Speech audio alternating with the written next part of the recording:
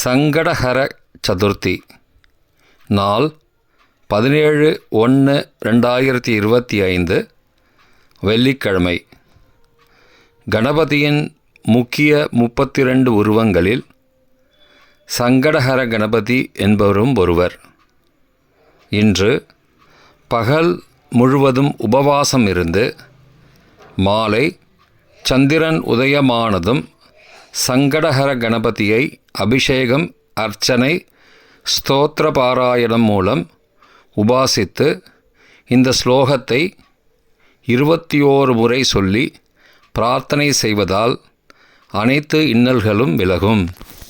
ஸ்லோகம்: கணாதிபஸ்த்வம் தேவேஷ சதுர்த்யாம் பூஜிதோ மயா கஷ்டான் மாம் மோச்சயேஷான சர்வமிஷ்டஞ்ச தேஹி மே.